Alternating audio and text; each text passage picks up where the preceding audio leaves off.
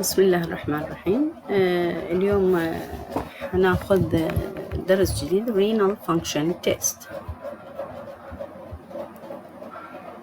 Renal Function بالبداية خلينا نعرف شنو function of the kidney. There are three major functions. مثل ما نعرف excretion of a waste product of metabolism such as urea, uric acid, creatinine, and retain a valuable substance such as glucose, amino acid, and protein. They also metabolize and remove drug and toxin. إذا وظيفة الإكسكريشن ثابتة بالنسبة لليورين، حتاخذ المواد المفيدة مثل الجلوكوز، أمينو أسيد، بروتين، يسوي لها ري أبسوربشن، وحتطرح لنا الميتابوليزم end product أو waste product مثل اليوريا، يوريك أسيد، كرياتينين. And number two, maintenance of the extracellular fluid volume and composition and control the acid-base balance. إذن هذه وظيفة جدا مهمة، حتحافظ لنا على ال acid-base balance وال composition of the fluid. Number three, hormone synthesis. حقيقة كأورجن الرينال تقوم بسynthesis ثلاث هرمونات مهمة جدا اللي هي renin regulate the blood pressure and calcitrol اللي هو 1,25 hydroxy dihydroxy اللي نسميه فيتامين D3 involved in the calcium homeostasis. Number three, erythropoietin control the production of erythrocyte. ثلاث هرمونات مهمة synthesis مالهم بالرينال. هذه أهم الوظائف بالنسبة للرينال. طيب نريد نجري الرينال function test، يعني نريد نشوف it is normal or abnormal. For the diagnosis of a renal dysfunction we have two major types of tests. Number one, glomerular function test. Number two, tubular function test. Glomerular function test. The biochemical investigation of renal dysfunction can be divided into the following group. حتى أسوي glomerular function test الdiagnosis تحتاج إنه diagnoses the presence of the renal dysfunction. نتأكد هل هي it is normal function or dysfunction. The diagnosis of a presence of complication، هل توجد مضاعف. To monitor the severity of disorder and response of treatment، حتى نتأكد من وضع الرينال واستجابة العلاج. As a glomerular function decline, substances that are normally cleared by the kidney accumulate in the plasma. Such substances include urea and creatinine. أي defect راح يصير عندنا بالكدني ما راح تفلتر لنا التوكسيك سبستانس، فاللي هي متمثلة باليوريا والكرياتينين. إذا هذه وين راح تروح؟ تبقى retention بالبلاد. إذا concentration بالبلاد حيرتفع لهذه المادتين، فلهذا يجب أن نقوم بقياس measurement of the plasma concentration of urea and creatinine. Number one, if we describe the urea is derived in the liver from the amino acid metabolism, from protein metabolism and the amino acid, and therefore from protein. The normal kidney can excrete a large amount of urea. تتحمل إذا كانت normally excreted كل الكميات المتكونة من metabolism of a protein as a normal. If the rate of production exceed the rate of clearance plasma concentration, right، إذا صارت عندنا حالات يرتفع بها البرودكشن فأكثر من قابليتها أكيد حيرتفع بالبلاد. The rate of production is accelerated by either high protein diet أو increase catabolism due to starvation. يعني بالحالتين إذا يأخذ الشخص كميات بروتينية كبيرة أو في حالات starvation يعني معناته for long time إيش راح يصير عندنا degradation وبالتالي تتحرر البروتينات. tissue damage أيضا sepsis and steroid treatment شافوا إنه كل هذه حتنطيني increase amount of protein. A significantly elevated plasma urea concentration above يعني تقريبا النورمال رينج خلينا نقول بالنسبة لليوريا كرياتين هو 15 ملي مول. أي ارتفاع عن هذا التركيز اللي هو 15 ملي مول يقابله 42 ملي جرام بير ديسيليتر. أي ارتفاع عن هذا النورمال رينج يعتبر indicate impaired glomerular function.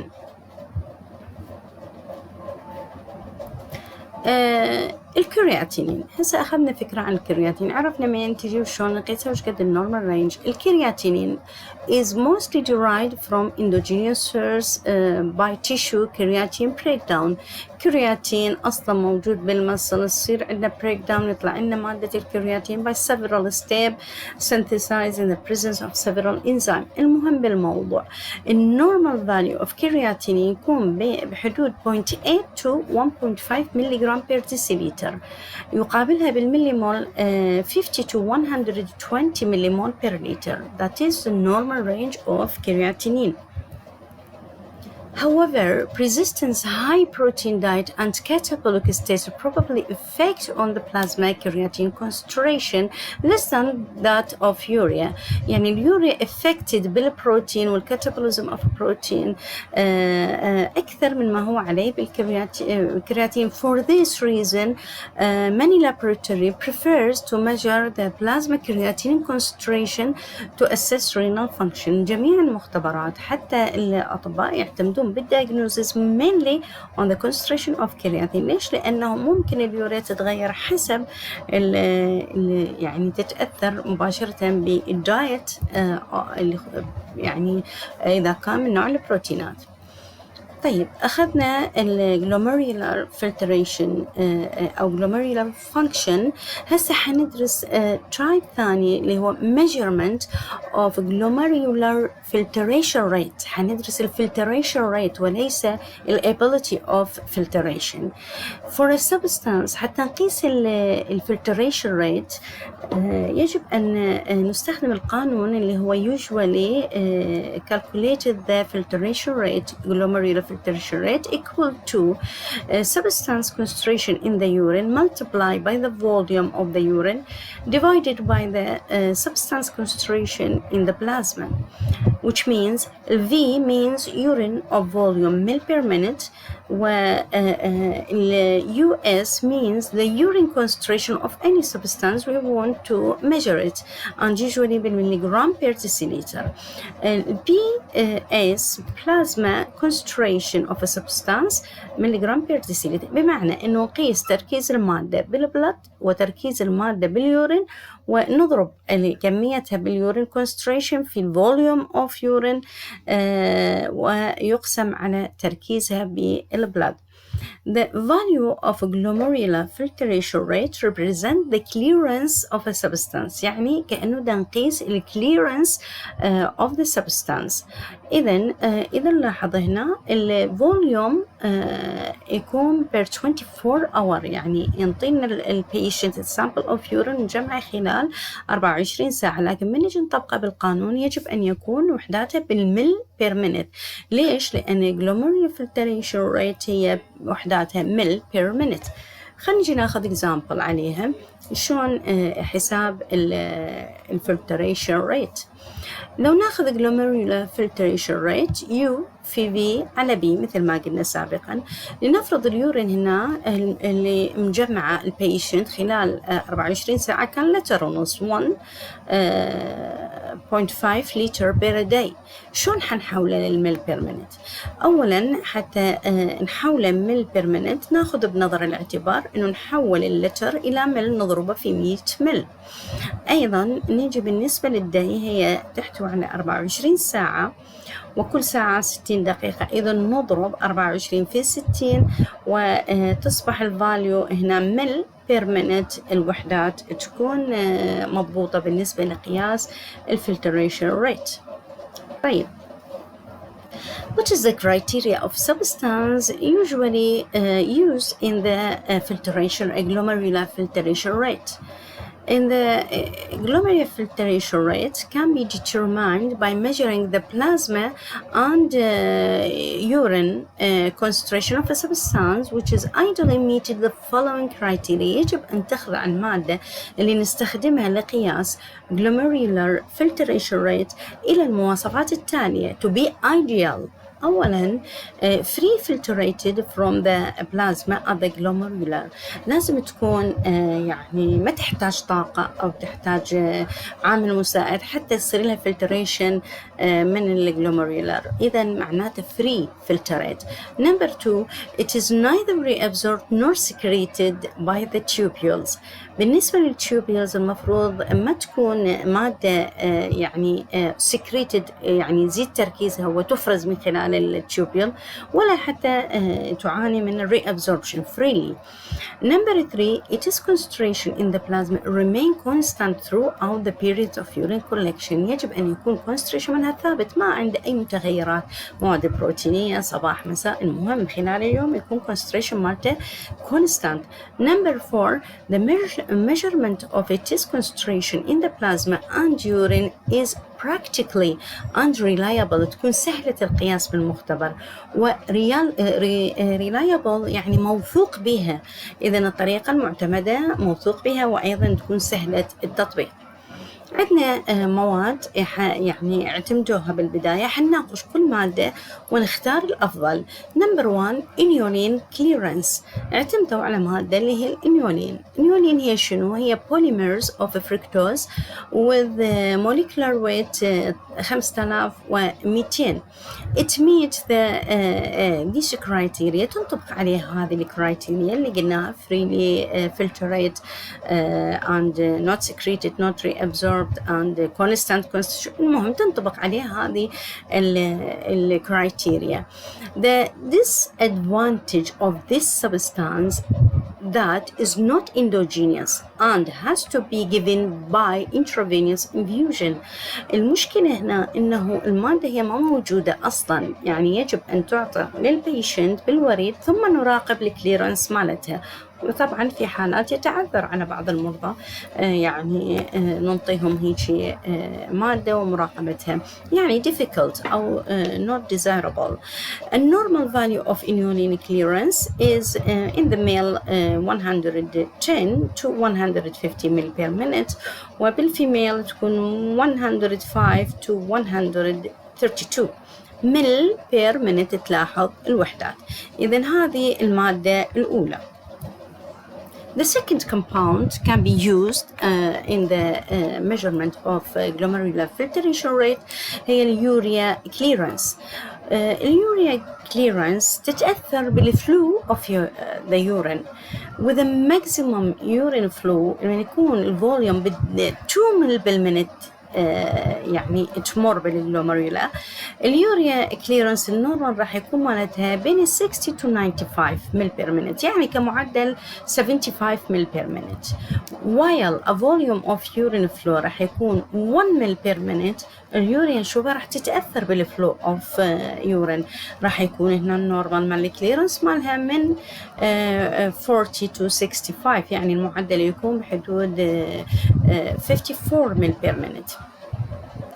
lower than normal glomerular filtration rate بهالحالة من ينخفض يعني مثلا عن أقل هذه 40% فرضا indicates significant tubular reabsorption. تصير عندنا الحالات المرضية ينخفض الكليرنس معناته مؤشر على إنه عندي defect بالtubular دا يصير reabsorption. Even at a high urine flow rate where about 40% of urea in the glomerular filtrated reabsorbed.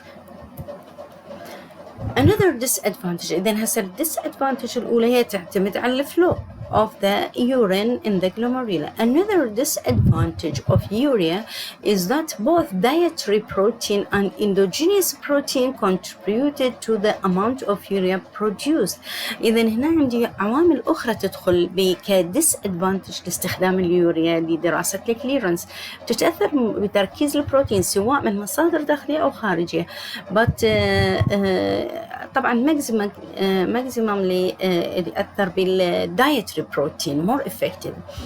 فاليوريا clearance fall progressively with increasing renal failure, and with more severe renal failure a clearance may be 20. إذا المؤشر على الرينال failure نشوف إنه اليوريا clearance حتقل عن المستوى الطبيعي، ما عندها كفاءة حتى تسوي تصفية، يعني الكليرنس هي عملية تصفية وتخلص من التوكسيك سبستانس. إذا صار عندي فيلر أو ديفكت بالرينال ما عندها الرينال أن تقوم يعني بكفاءة التصفية، إذا راح يصير عندي عجز وتقل مستوى الكليرنس. في بعض الحالات المتقدمة في حالة اليوريميا كوما ممكن يكون 5% النسبة.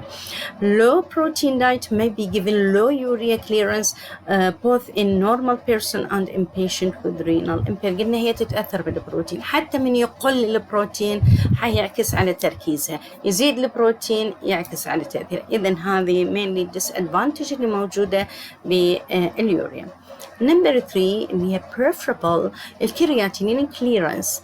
من البداية نقول هي endogenous، مادة موجودة بالجسم، أصلا هي موجودة الكرياتين بالعضلات، بعد ما يصير عندها activation بالATP ممكن تتحول إلى كرياتين فوسفات، وهذه تتحول إلى كرياتينين، وهي أصلا الكرياتين متكون من 3 أمينو أسيد اللي نقول عليها الجلايسين ميثيونين and أرجينين. إذا مادة موجودة أصلا بالجسم بالعضلات وبالتالي بالدم حتطلع يعني circulated بالبلاد، فنقدر نعتمد عليها بعمل دراسة الكليرنس endogenous. هي الكرياتين only comes across with the 4 criteria of a substance which is ideally used for the glomerular filtration. من البداية هي تنطبق عليها الشروط الأربعة للمادة القياسية اللي تستخدم في عملية التصفية أو الكليرنس. هي freely filtrate، أيضا not reabsorbed, not secreted, not toxic substance,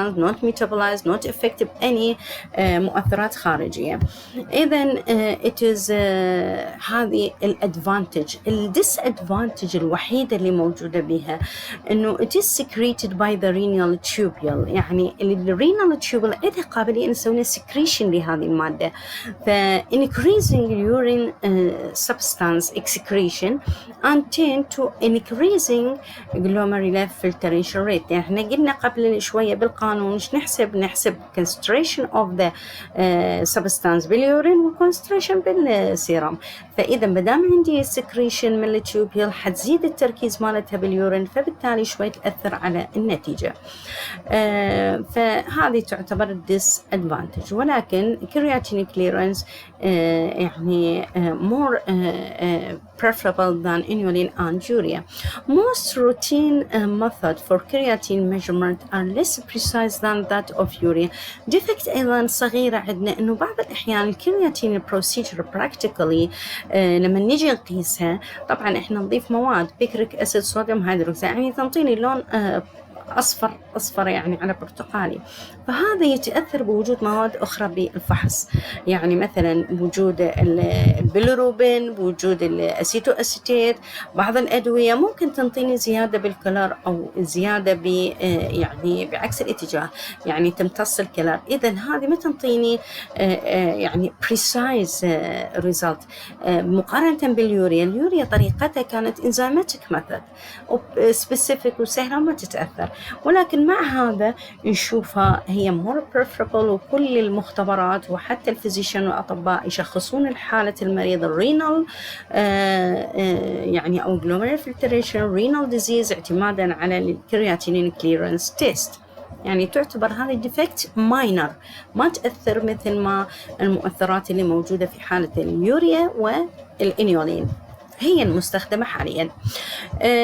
الشيء اللي بجانبها إنه هي اندوجينيوس، يعني ما تكلفني لا أنطيها IV وموجودة بالدم وأقدر أراقبها ونسوي لها كليرنس، وبالتالي نعتمد عليها في تشخيص الحالة المرضية. النورمال رينج راح يكون 120 مل بير مينت، يعني تقريبا من 95 ل 140 يعتبر نورمال بالميل، في حين بالفيميل يكون بحدود 125. هذا الفاريشن بين الميل والفيميل يعتمد على المصل ماس اندكس، يعني هو أصلا الكرياتين يجي من العضلات، والعضلات يعني بالميل أكثر يعني من هاي، فتنطي variation، وهذا النورمال رينج اللي موجود. So it is near to glomerular filtration rate measured by urea، يعني مقاربة.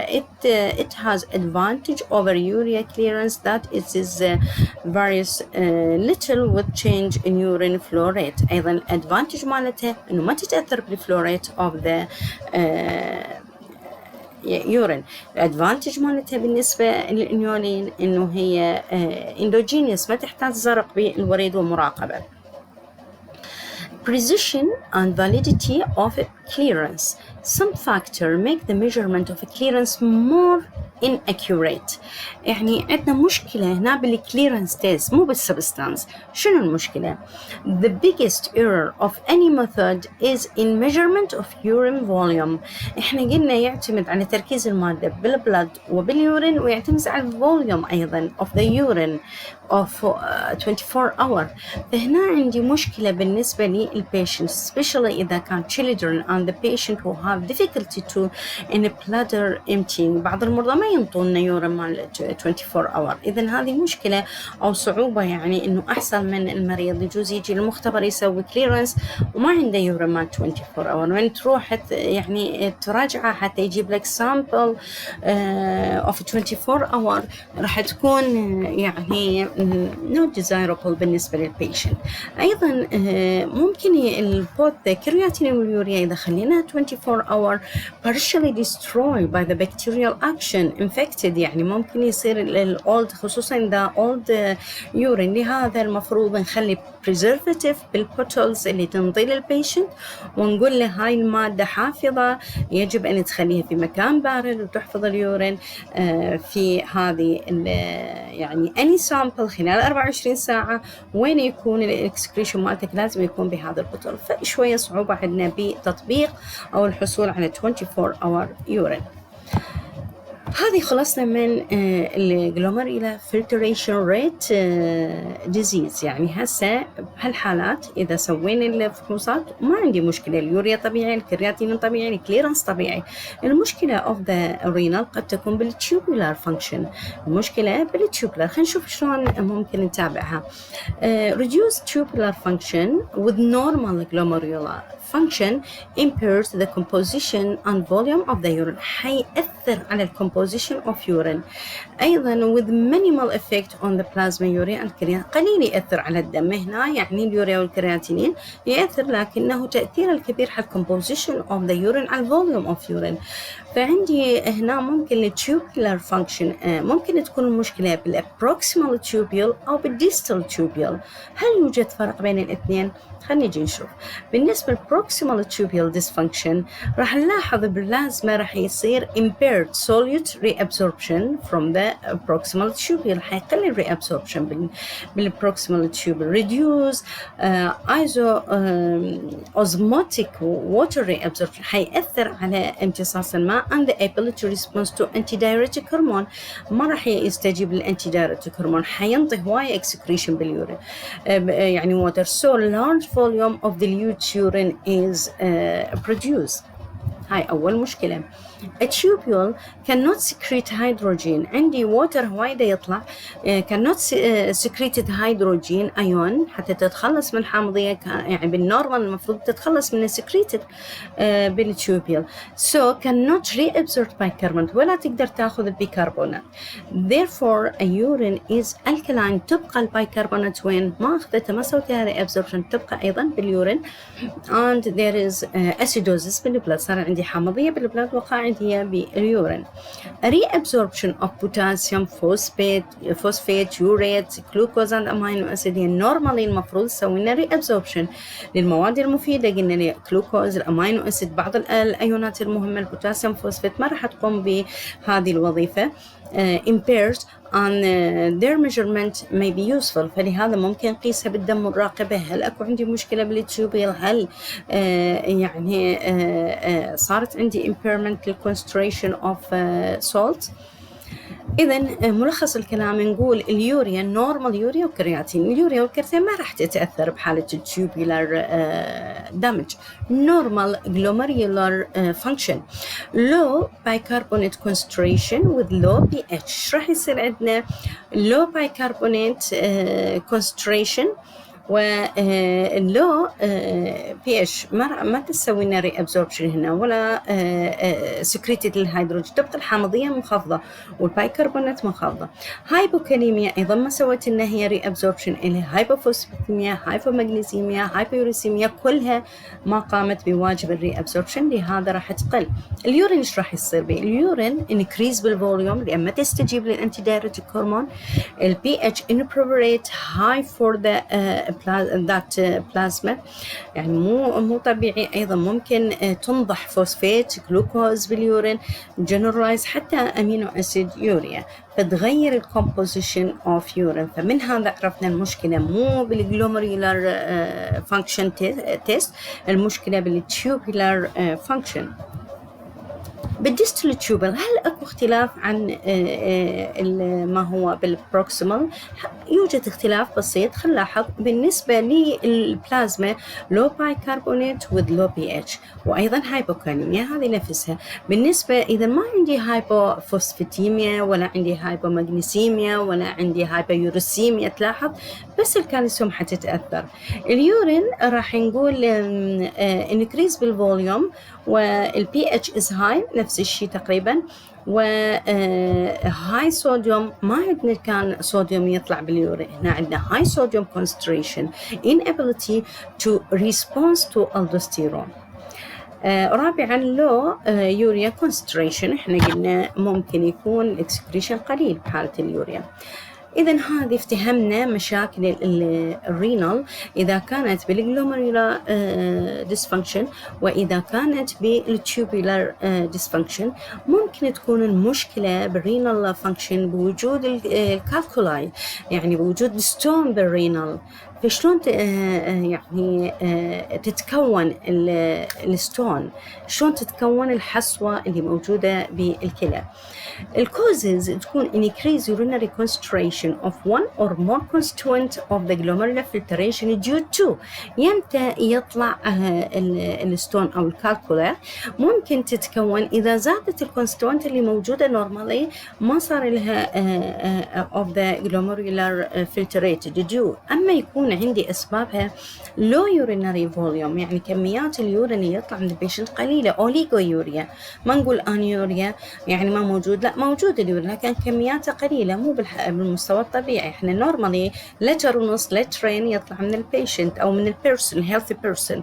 إذا كان بيشنت يجوز يطلع 500 400 300، بعض الحالات المتقدمة اللي نسميها أنيوريا ممكن تكون حتى 100. إذا هذه abnormal. فش يصير وياها؟ راح يصير الكونستيتوينت تبقى ب filtrate is not ثانيا change in urinary pH. ممكن أن يتغير البي اتش، يعني ممكن يكون acidic، فهي أحد الأسباب إنه تترسب الأملاح وتكون لنا حصوة. urinary impolite، يعني ما تتحرك اليورين، يعني ما عنده urination.